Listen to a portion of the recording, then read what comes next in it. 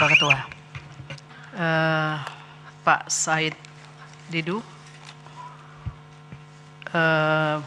Bapak sebagai apa di paslon 2 untuk kehadiran di sini sebagai apa? Saya tidak memiliki posisi apa-apa di paslon 02. Baik, bukan sebagai tim sukses atau apapun? Bukan. Baik, kemudian Bapak hadir di sini, ada penugasan? Tidak ada karena saya tidak memegang jabatan apapun sekarang. Tidak ada, baik. Ada tekanan Pak? Paksaan? Intimidasi? Saya sudah biasa sih, jadi nggak ada sebenarnya. Nggak ada sama sekali ya? Baik, kalau begitu. Apa yang ingin Bapak jelaskan pada kesaksian malam hari ini? Intinya ingin menjelaskan bagaimana posisi BUMN dan pimpinan karyawan dan BUMN selama Undang-Undang BUMN 2003 dilaksanakan. Ini Bapak bukan sebagai ahli loh Pak. Bukan. Tapi Tetapi pengalaman sebagai saya mempraktekkan. Iya. Ya. Baik, apa yang mau jelaskan pertama Pak?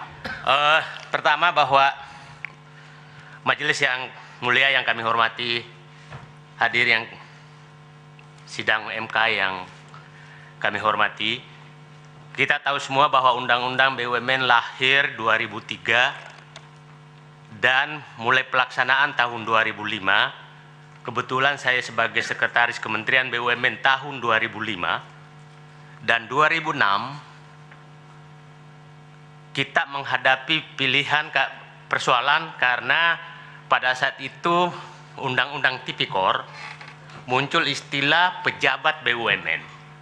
Sementara di dalam Undang-Undang BUMN tidak ada kata pejabat BUMN. Yang ada di Undang-Undang BUMN adalah pengurus BUMN. Nah, selalu pada saat itu kita dihadapkan yang mana sebenarnya pejabat BUMN. Karena tidak ada istilah hukum apapun yang menyebutkan pejabat BUMN. Sehingga muncul 3 perdebatan saat itu, dan saya yang memimpin karena tim hukum juga saya kumpulkan karena saya yang bertanggung jawab untuk menafsirkan ini adalah ini ada 3 pokok persoalan penerapan Undang-Undang BUMN ini yang selalu dicampur adukan. Satu adalah status korporasi, BUMN atau bukan BUMN. Yang kedua adalah status pengelolaan keuangan negara. Apakah cucu BUMN, apakah anak perusahaan BUMN, apakah BUMN saja yang dianggap keuangan negara. Itu yang kedua. Yang ketiga adalah pejabat BUMN. Siapa sebenarnya pejabat BUMN? Karena dalam undang-undang tidak didefinisikan. Nah, saat itu saya berkomunikasi dengan KPK awalnya adalah karena yang dimaksud pejabat yang harus melaporkan LHKPN adalah termasuk pejabat BUMN. Nah, saya sebagai pelaksana yang mana yang harus melaporkan LHKPN? Karena tidak ada di dalam undang-undang BUMN. Sehingga terjadi diskusi itu adalah bahwa yang pasti pejabat BUMN adalah komisaris, dewan pengawas, direksi BUMN. Itu adalah pejabat BUMN. Tafsiran kami bersama untuk menerapkan apa itu pejabat BUMN. Yang kedua, apakah anak perusahaan tidak termasuk? Nah, kita melihat pada saat itu ada kasus salah satu BUMN yang kecil sekali, Pratnya Paramita, kira-kira asetnya saat itu hanya 15 miliar itu. Terus aset anak perusahaan Pertamina yang triliunan. Masa ini menjadi pejabat BUMN yang 10 miliar, ini triliunan tidak pejabat BUMN. Sehingga dengan anak perusahaan yang jumlahnya 600 saat itu, sekitar 600 anak perusahaan BUMN, direksi, dewan pengawas, dan komisaris, dewan pengawas, dan direksi anak perusahaan BUMN dianggap juga pejabat BUMN. Dimasukkan, bukan dianggap, dimasukkan sebagai kelompok pejabat BUMN. Nah, yang ketiga yang masuk adalah pejabat satu tingkat di bawah direksi di BUMN. Itu juga pejabat BUMN. Sehingga mulai 2006 seluruh pejabat BUMN yang 3 kelompok tadi itu berkewajiban melaporkan LHKPN. Itu berkewajiban melaporkan LHKPN. Itulah mulai bahwa pejabat BUMN terdiri dari 3 kelompok, yaitu, saya ulangi, komisaris, dewan pengawas, dan direksi BUMN, komisaris dan dewan pengawas anak perusahaan BUMN, dan pejabat satu tingkat di bawah direksi BUMN. Itu praktek hukumnya untuk LHKPN. Oke. Terus 2009 muncul juga di Undang-Undang Pemilu disebutkan juga pejabat BUMN. Jadi muncul istilah pejabat BUMN, bukan pengurus BUMN. Nah, ini yang harus mengundurkan diri apabila mau menjadi jabatan politik. Nah, itu juga kita praktekkan akhirnya bahwa oke, kita pakai tafsiran bahwa 3 kelompok itu adalah pejabat BUMN. Sama dengan praktek LHKPN. Dan itu dipraktekkan pada saat itu 2009, saya masih sekretaris Kementerian BUMN, kami dengan Bawaslu itu mengawasi betul. Saat itu ada kira-kira 35 orang yang sedang dievaluasi apakah dia tim sukses atau bukan tim sukses. Terus kami bersama Bawaslu, kadang-kadang rapat di tempatnya Bawaslu, kadang-kadang rapat di tempat saya. Akhirnya saat itu ada beberapa orang yang memilih menjadi berhenti karena pilihannya adalah berhenti ikut tim sukses atau berhenti sebagai komisaris. Ada 2 yang saya masih ingat adalah Andi Arief dan Raden Pardede mundur sebagai komisaris dan memilih menjadi tim sukses. Yang lain itu memilih mundur sebagai tim sukses. Salah satu saat itu adalah mantan Kapolri Pak Sutanto, Komut Pertamina. Dia menyatakan mundur sebagai tim sukses. Jadi pada situ dipraktekkan memang harus memilih. Nah, berjalan selanjutnya adalah di saat ada pemilihan calon gubernur Sumatera Barat, kalau seingat saya, itu Dirut Semen Padang, Dirut anak perusahaan, Semen Padang itu anak perusahaan Semen Gresik. Saat itu kebetulan mau melaporkan bahwa dia hanya mau cuti. Saya bilang aturan mengharuskan harus mundur. Jadi saat itu mau menjadi calon gubernur, dia juga harus mundur dan mundur saat itu. Jadi praktek-praktek bahwa memang anak perusahaan, nah anak perusahaan kemudian ini adalah pejabat BUMN. Kalau pengurus BUMN betul adalah komisaris, dewan pengawas, dan direksi, itu pengurus BUMN menurut pengertian BUMN. Tapi pejabat BUMN tidak ada nomenklatur manapun kecuali praktek hukum seperti itu. Nah, sering kita campur aduk, mohon maaf, campur aduk, ada 3 hal yang sering campur aduk adalah status perusahaan. Seakan-akan status perusahaan itu hanya perusahaan BUMN yang ditafsirkan bahwa orang yang bekerja di BUMN adalah pejabat BUMN. Padahal saya masih bingung dulu apakah sampai stafnya itu pejabat BUMN, karena tidak ada batasan sama sekali. Yang kedua adalah, saya pikir di ruang yang sidang yang mulia ini juga sering mengadili tentang tuntutan apakah ini masuk keuangan negara atau bukan keuangan negara.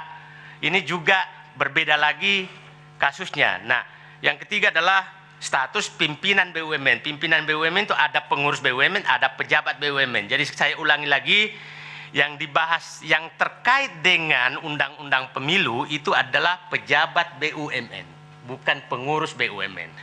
Pejabat BUMN, karena dua undang-undang, undang-undang tipikor itu pejabat BUMN, tapi hanya terkait LHKPN.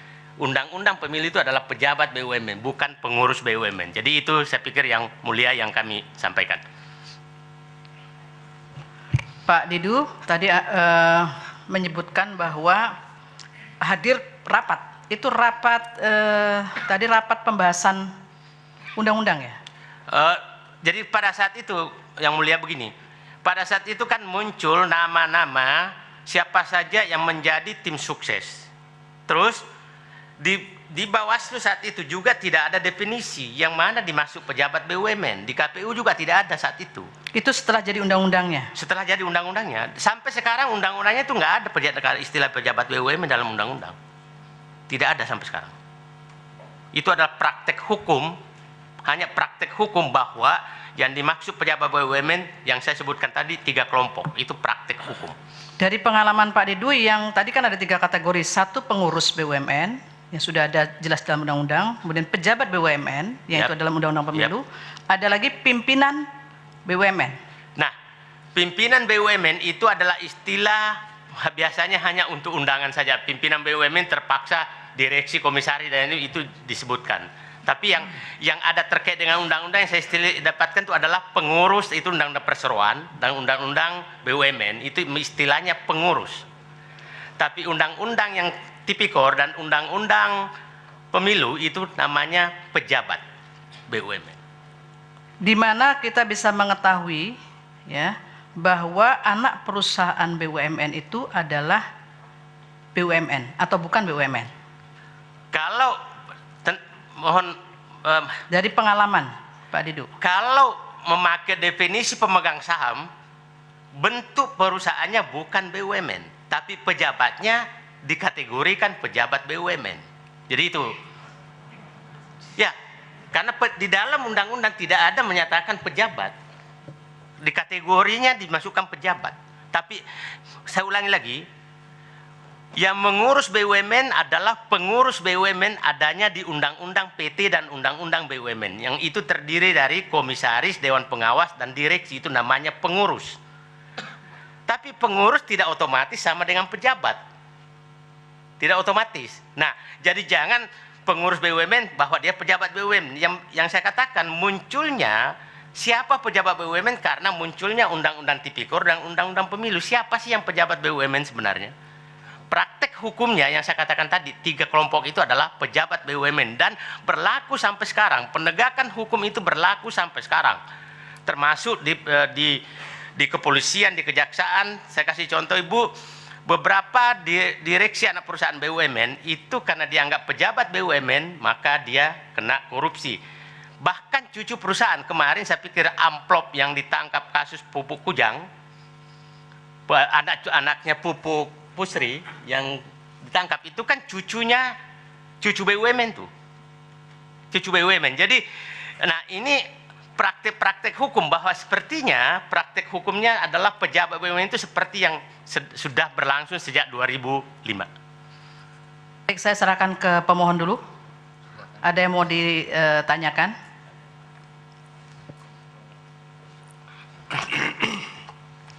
Terima kasih majelis.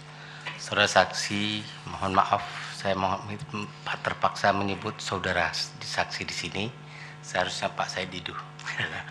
Nah, saudara saksi, tadi saudara sudah menjelaskan bahwa pejabat BUMN itu berbeda dengan pengurus BUMN. Saya ingin kembali terlebih dahulu kepada peraturan perundang-undangan, ya, karena ini kan jadi debat beberapa hari ini. Dalam peraturan perundang-undangan, khususnya Undang-Undang BUMN, apa yang dikatakan BUMN? Yang mulia, pihak terkait yang mulia. Mohon maaf, kami paham ini masih pemohon, tapi kami bermohon yang mulia, dari tadi yang disampaikan oleh saksi ini adalah pendapat, begitu pula juga pertanyaan dari pemohon ini adalah pertanyaan pendapat. Padahal saksi ini dihadirkan itu sebagai yang saksi. tadi Kami saya bermohon juga sudah sampaikan bahwa di sini kedudukannya adalah sebagai saksi yang kemudian cerita berdasarkan pengalamannya, ya bukan pendapatnya, begitu ya. Nanti kami yang menilai, Pak. Beliau ini kan katanya pernah menjadi sekretaris Menteri Kementerian BUMN. Makanya saya tanya sama beliau, dalam Undang-Undang BUMN itu apa yang dikatakan dengan BUMN?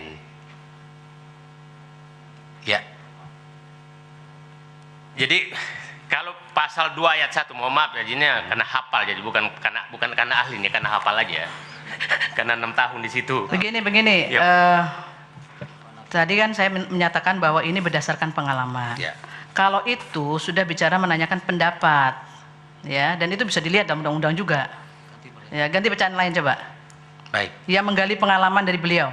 Dalam pengalaman Bapak selama ini di Kementerian BUMN, tadi Bapak sudah menjelaskan sedikit, saya ingin pertegas. Dalam pengalaman Bapak selama ini di Kementerian BUMN, bagaimana perlakuan Kementerian BUMN terhadap pejabat atau pengurus yang ada di anak perusahaan BUMN?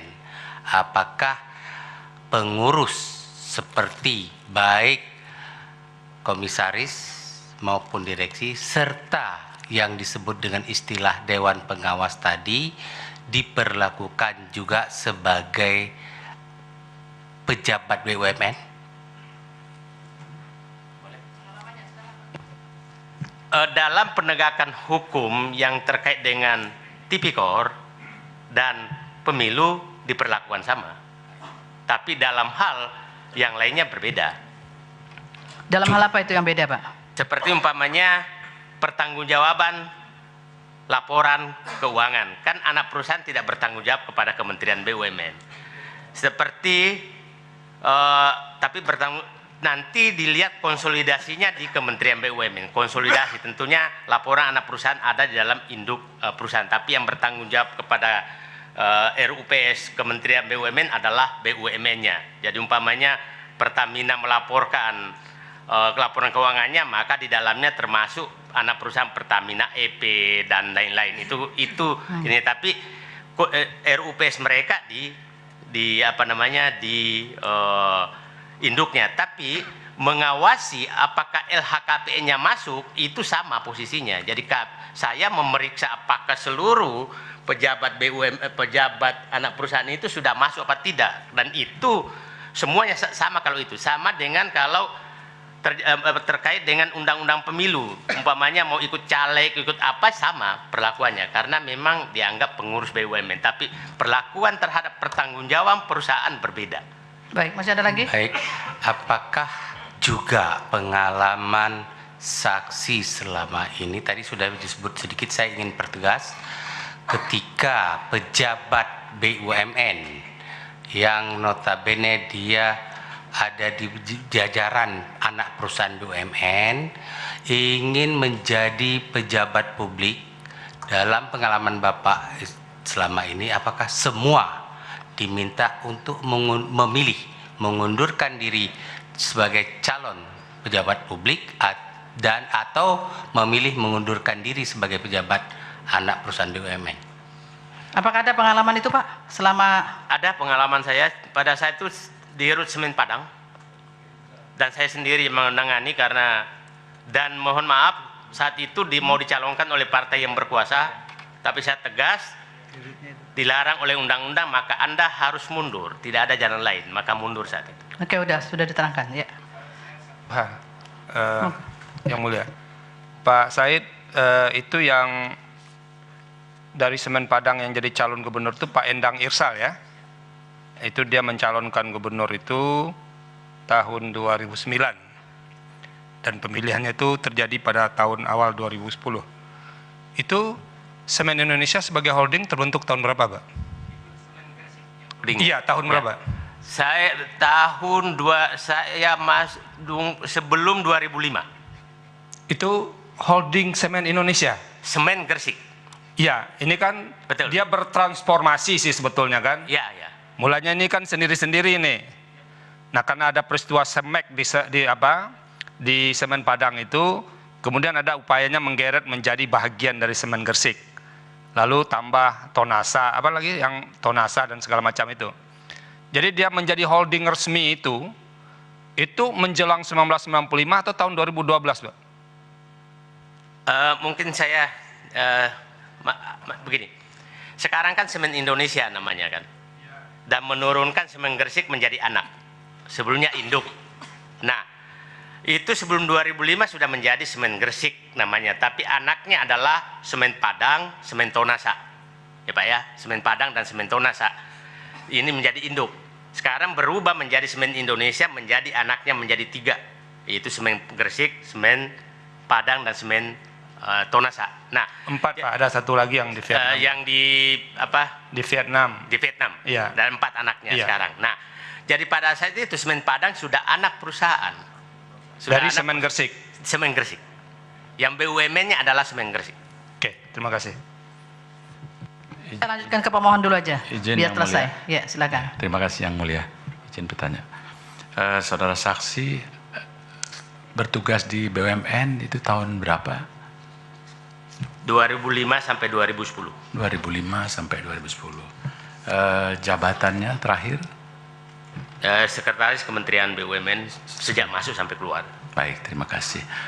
Ini soal pengalamannya. Barangkali saudara saksi bisa menjelaskan bagaimana ketidakberpihakan begitu atau imparsialitas dari BUMN dalam pemilu.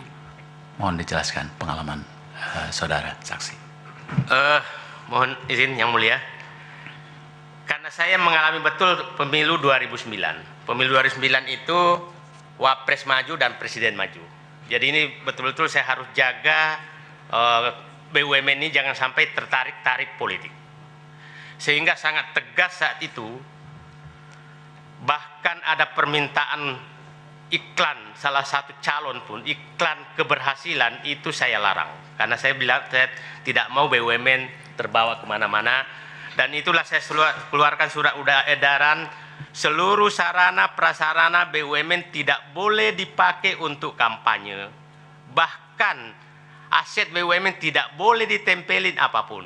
Pasti bapak-bapak yang mulia masih ingat tahun 2004 itu jalan tol penuh tempelan ini, dan saya tidak mau terulang.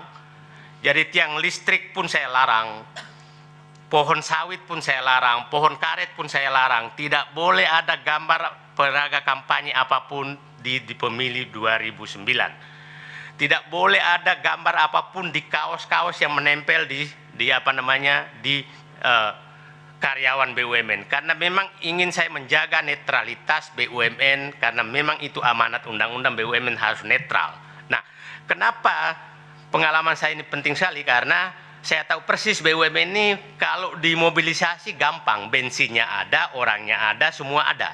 Jadi kalau dimobilisasi lebih gampang daripada yang lain.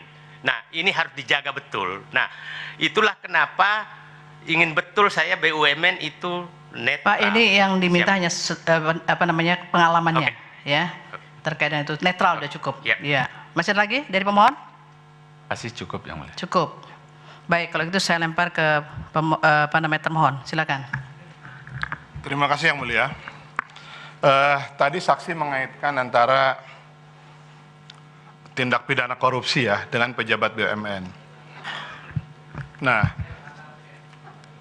ya LHKPN dan kasus-kasus korupsi tadi.